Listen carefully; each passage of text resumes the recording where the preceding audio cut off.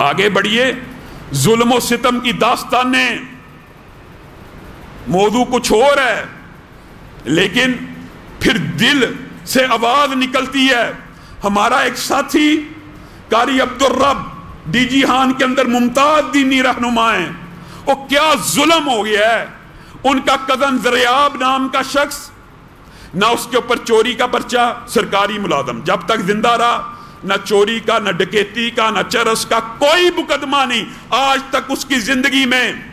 عبدالرؤف نامی سی آئی اے کا بندہ اٹھا کر قاری صاحب کو فون کر کے کہتا 3 لاکھ روپیہ لاؤ میں اس کو چھوڑ دوں گا۔ قاری صاحب بیچارے اپنے دوست احباب سے پیسے اکٹھے کرنے پہ لگے ہوئے ہیں، فون آیا، اس کو تشدد کر کر کے مار دیا گیا۔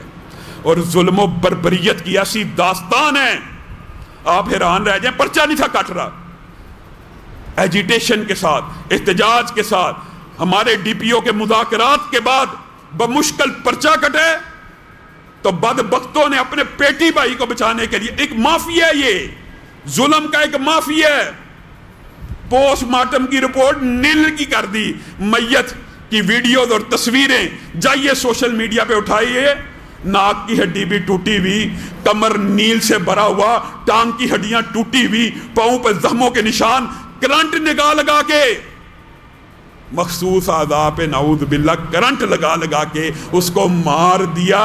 اور پوسٹ مارٹم کی بدبختوں نے رپورٹ دی ہے نیل کی کہ اس کے اوپر ایک بھی تشدد ثابت نہیں ہوا۔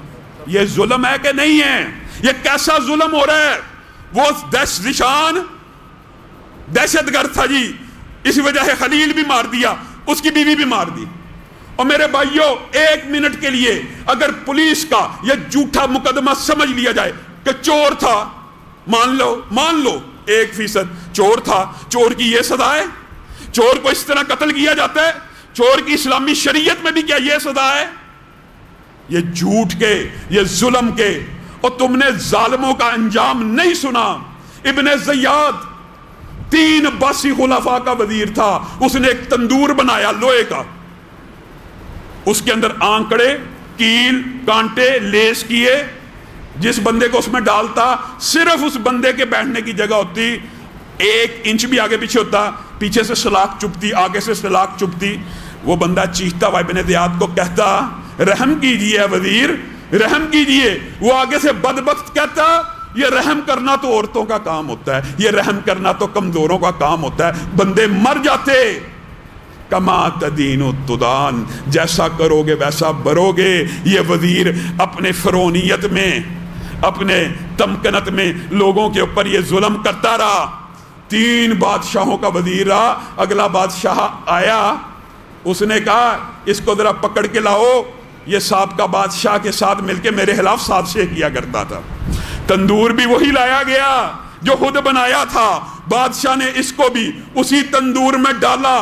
ابن زیاد وہی الفاظ، دیکھیے کئی مرتبہ اللہ کا قانون کیسا انتقام کا حرکت میں آتا ہے، لفظ بھی وہی، مقام بھی وہی، جواب بھی وہی۔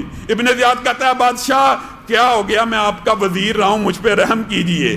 بادشاہ جواب میں کیا کہتا ہے؟ بادشاہ جواب میں مورخین نے لکھا اللہ کی قسم وہی الفاظ کہتا ہے، رحم کرنا تو عورتوں کا کام ہوتا ہے، رحم کرنا تو کمزوروں کا کام ہوتا ہے۔ ابن زیاد پھر اسی تندور کے اندر مر گیا۔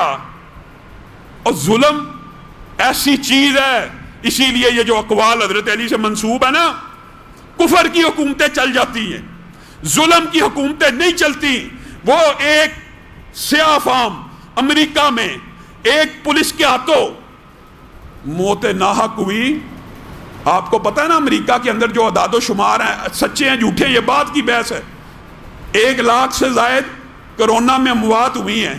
ایک موت خون ناحق سیاہ فام کا ہوا، پورا امریکہ احتجاج کے لیے نکل آیا، نہ کرونا سے ڈرا نہ بیماری سے ڈرا۔ ملینز کا اجتماع بغیر ماسک کے، کندھے کے ساتھ کندھا ملا کے اس مظلوم کے حق میں کھڑے ہو گئے۔ کافر ملک جن کو تم کافر کہتے ہو، یہ اسلامی ملک ہے، یہاں پہ ایک دینی شخصیت کے قدم کو صرف اس بنیاد کے اوپر عبدالرؤف صاحب کے میرے دوست کو اس نے تنگ کیوں کیا ہے؟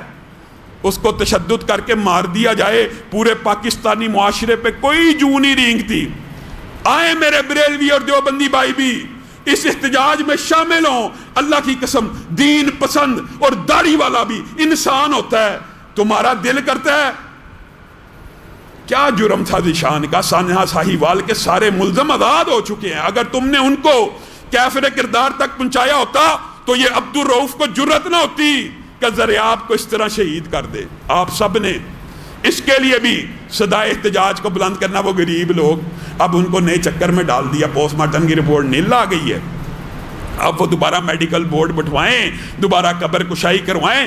شرم نہیں آ رہی؟ ویڈیو، تصویریں، ایویڈنس موجود ہے۔ میت کو جب قاری صاحب کے ساتھ مستقل رابطہ تھا، قاری صاحب کہہ رہے ہیں میت کو نہلا رہے ہیں، اتنا تشدد کیا ہوا ہے، ویڈیو بھی بنائی ہے انہوں نے، ناک سے بھی خون آ رہا ہے، کان سے بھی خون آ رہا ہے، منہ سے بھی خون آ رہا ہے، جسم کا 1 انچ ایسا نہیں جہاں پہ کرنٹ نہ لگی ہو، جہاں پہ لاٹھی نہ لگی ہو، جہاں پہ مارا نہ گیا ہو، اور پوسٹ مارٹم کی رپورٹ نیل آ گئی ہے۔ یہ وہ ملک ہے جہاں پہ چیف جسٹس شراب کی بوتل پکڑ لے تو یہ پوسٹ مارٹم اور لیبارٹری اور فرانزک والے اس کو شہد بنا دیتے ہیں، اس کو زیتون کا تیل بنا دیتے ہیں۔ یہ کیا ہو رہا ہے؟